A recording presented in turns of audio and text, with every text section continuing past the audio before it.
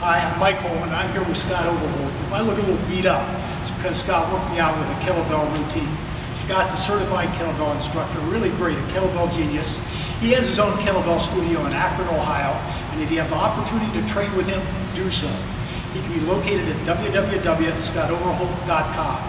Now I'm going to ask him to demonstrate the two-hand kettlebell swing. That's one of the very best exercises, not only for men, but also for women. So Scott, if you take it over and demonstrate that. Okay, great.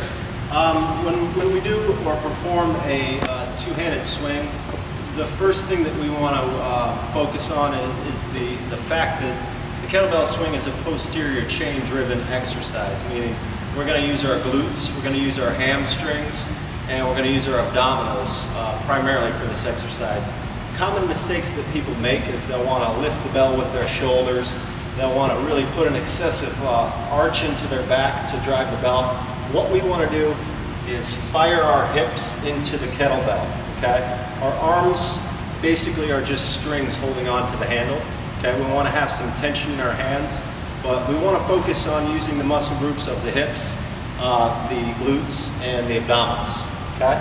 So to start with the kettlebell swing, what you want to do is start with the bell in front of you. You want to make sure that your hips travel back so we have good alignment as far as our knees staying over our heels. Okay? I never want my knees to come forward whenever I swing. So I always want to start by keeping my hips back. If you can see, I have a neutral spine, okay? Meaning that my spine stays straight. There's very little rounding. It's okay for me to drop my head slightly, but I never want to keep my head arched up and put all this excessive strain on my lower back and my spinal erectors.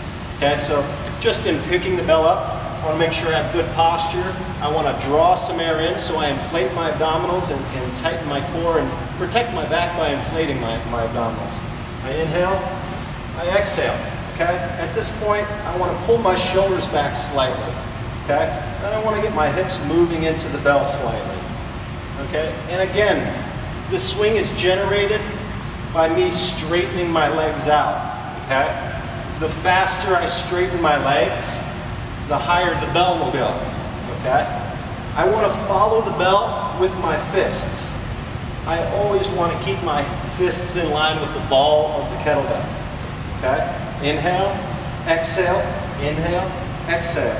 Okay, another thing that I want to focus on when I'm swinging is keeping my wrists very high in my groin. A common mistake that people make is they'll let their wrists hang down below their knees, or the ball of the kettlebell will come below your knees. You want to keep physical contact of your wrist high in your groin, okay? You can keep your legs a little bit straighter in the backswing. That'll provide a little more stretch in the hamstring.